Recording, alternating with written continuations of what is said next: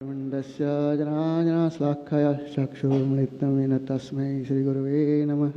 मुखं करोति वाचालं भङ्गं लङ्घयति यत्कृपातमहं वन्दे श्रीगुरुनाथारिणं. My name is Chaitanya Haridas. By profession, I am a lecturer, but I also do cross-religious studies. Actually, I have prepared a question, but that question is not so relevant to the topic today. And because this question was with me for many years, so I'm going to change the question that's relevant. Especially respected Dr. Zakir, you have mentioned about the Vedas, the Upanishad, and all the some of the Upanishad. But I like to quote a quotation here from Srimad Bhagavatam, Canto 3, Chapter 11, Text 35, which says, Purushaya Paracharya Brahma Netram Ham Adbhuta Kalpa Yat Brahma Brahma Sat Brahmati Yam Viduhu. The meaning is, in the beginning of the first half of Brahma Kalpa, where Lord Brahma appeared, then Brahma's life, there is a millennium called Brahma Kalpa. The birth of Brahma, the birth of Vedas was simultaneous with Brahma's birth. So here it's mentioned that Lord Brahma takes birth after birth. And the Vedas appeared when he takes a birth. So based on the literatures, Lord Brahma's age, full age is 311 trillion and 40 billion years. And if we go in that calculation, I think many of us here are bewildered. But this is the quotation from Srimad Bhagavatam. Another thing, why I mentioned this, because Dr. Zakir have mentioned that the Vedas says that the Lord don't have a form. But the same Vedas also mention the Lord have a form. I quote another verse from Brahma Samhita, chapter 5, text number 1. It says, Ishvara Parama Krishna Satchidananda Vigraha Anadir Adir Govinda Sarvakaranam Karanam. Ishvara Parama Krishna. It says, the Supreme Personality of Godhead, Krishna, is the Supreme Controller. Ishvara Parama Krishna. Satchidananda Vigraha. Satchit Ananda means eternal, blissful, and full of knowledge. So it says Satchit Ananda Vigraha. Vigraha here refers to the form, a transcendental form, which is given in the Vedas.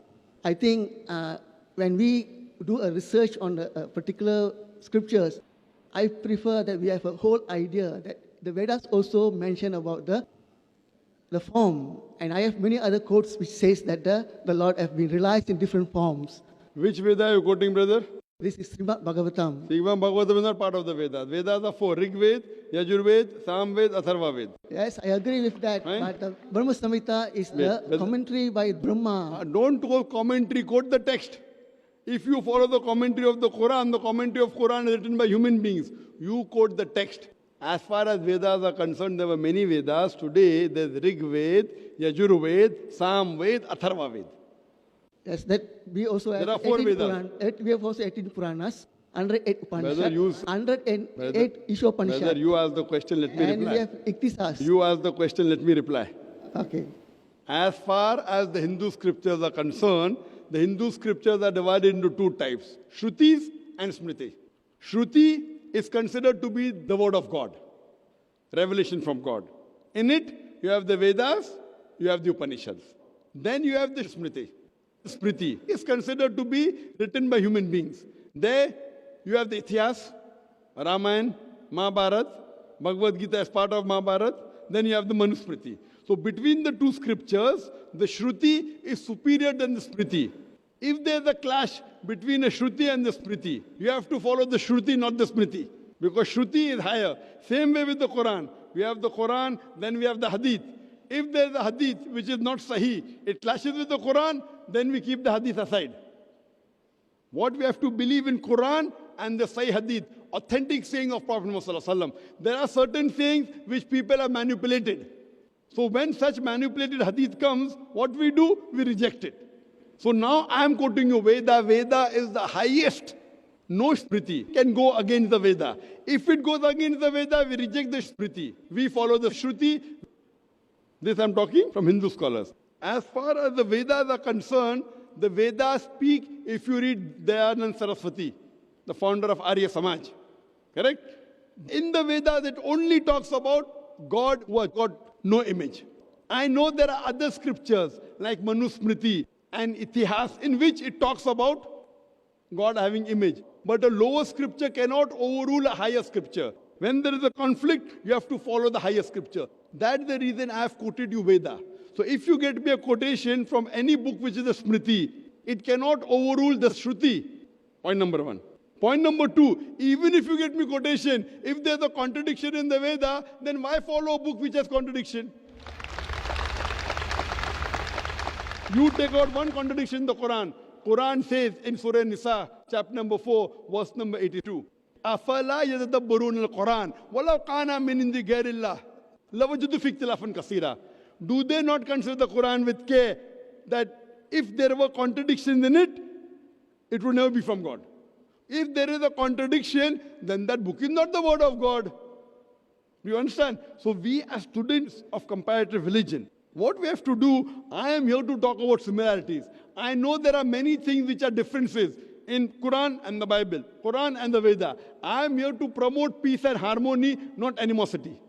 Therefore, Quran says, come to common terms as between us and you. I know there are many things which I don't agree with the Veda. I'm not going to tell you about that. Why? Because that will create animosity.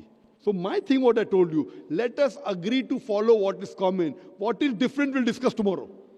So let you and I agree, if you consider Veda to be word of God, I consider Quran to be the word of God, let us agree to follow what is common. What is common is 100% the word of God according to you and me. But if you selectively don't follow passages of your scriptures, why be selective? You tell me anything from the Quran, which I don't follow, I will say sorry and I'll start following. I don't claim to be a very 100% Muslim, but alhamdulillah, as far as what's my capacity, I try and follow everything of the Quran. You point out a single verse in the Quran, whether you believe the Quran is the word of God or not. You point out a verse and inshallah I'll follow. The same way when I am doing the same thing with the Bible, with the Vedas, if the Christian believes the Bible to be the word of God, if the Hindus believe Veda to be the word of God, you have to follow. I know there are contradictions, but I'm not here to talk about the negative point of the scripture. I challenge anyone to point out a single contradiction in the Quran. There is none. As far as the age of the Veda is concerned, according to Swami Dayananda Saraswati, the Veda is 1,310 million years old. But the majority of the scholars today of Hinduism say the Veda is approximately 4,000 years old. Today the scholars say we don't know to whom the Veda was revealed, in which part of the world it came. There are differences. Quran, everything is authentic. Yet the scholars believe, even though we don't know what is the exact age of the Veda, even though we don't know where and which part of the world it came the first time, even though we don't know which stage it came to, yet the Hindus as a whole, they believe Veda to be the most sacred. Because they believe, I respect it. I may not agree everything of it. Because I respect, I try and take out the commonalities.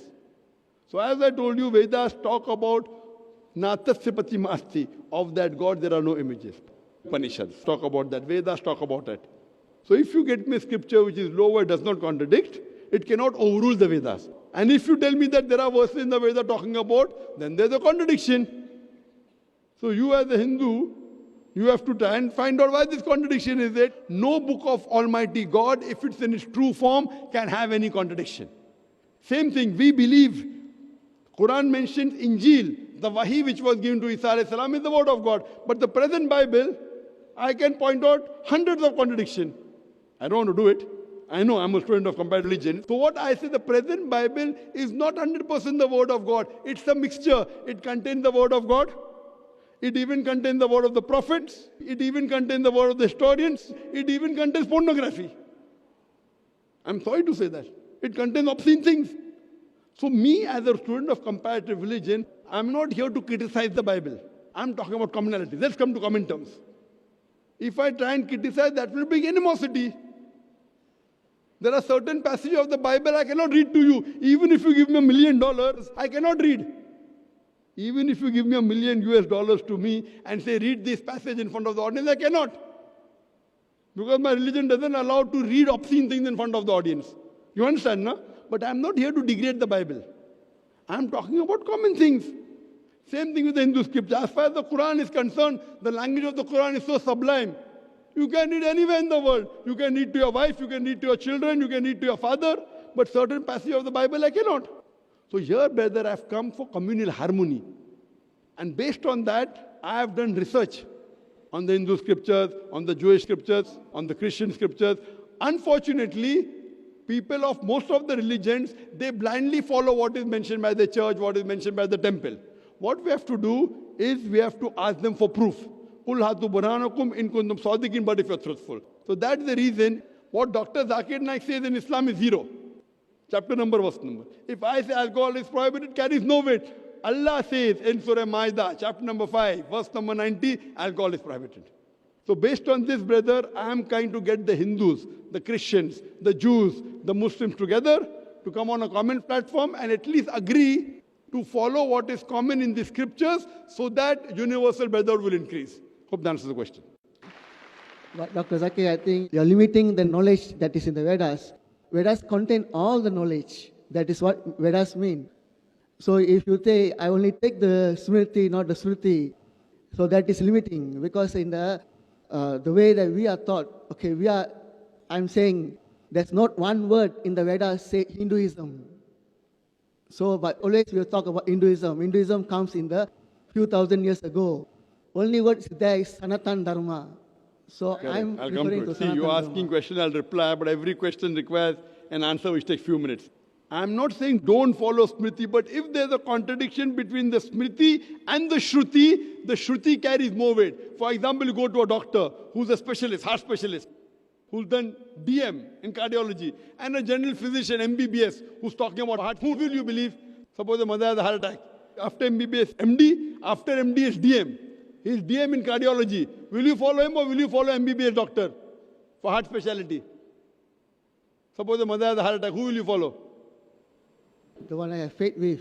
Sorry? One you have faith with. Who will you have faith more? As a logical person, a DM of heart specialty or MBBS doctor? Even the person can have higher No, knowledge. not can. If you don't know both of them. He have higher knowledge, maybe he is not experienced. But you have two people, you have come first time to a country and one has DM, one has MBBS. Who will you take your mother to? The one who have a D. Correct. So similarly, when there's a contradiction between Shruti and Smriti, you have to follow Shruti. That's what the Hindu scholars say, not I. Anywhere in the world. So you have to tell Hindu scholars are wrong. Now, coming to your word. See, every time you're asking a new thing, I have to clarify. You said the word Hinduism is not there in the Hindu scriptures. Correct. Jawaharlal Nehru, Pandit Jawaharlal Nehru, in his book Discovery of India, he says the word Hinduism is not there in any Indian literature until the Arabs came to India. This word Hindu was given by the Arabs. The Arabs gave the word Hindu to the people who live in the land of the Indus. Even today when I go to Saudi, they call me Hindi. So Hindu is a geographical definition. The word Hindu was given by the Arabs. People living in the land of Indus. So Hindu is a geographical definition for the people living in the land of the Indus Valley. By geographical definition, I'm a Hindu. By geographical definition, I'm a Hindu and a Muslim. Indian Muslim, Hindu Muslim. But if you say Hindu, means those who believe in worshipping idols, then I'm not a Hindu. According to Swami Vivekananda, Hinduism is a misnomer. The right word should be Vedantist. Because they follow the Vedas. Hinduism is a misnomer. It was a word, a title given by the Arabs when they came to India, and today also it has got stuck on. Even today when I go to Saudi, they call me Hindi. Yes, I'm a Hindi.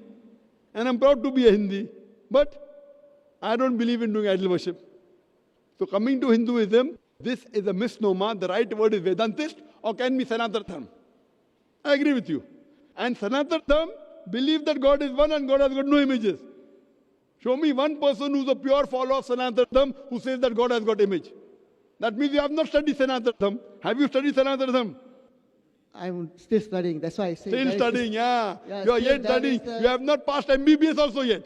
You have not passed MBBS also. Quran says in Surah Nahl, chapter number 16, verse 43, and Surah Anbiya, chapter number 21, verse number 7, Fas'alu ahal zikri in kuntum la ta'lamun. If you don't know, ask the person who is an expert. So I hope that answers the question. Brother, for next question, you can go behind the queue, behind the other non-Muslims. Thank you, brother.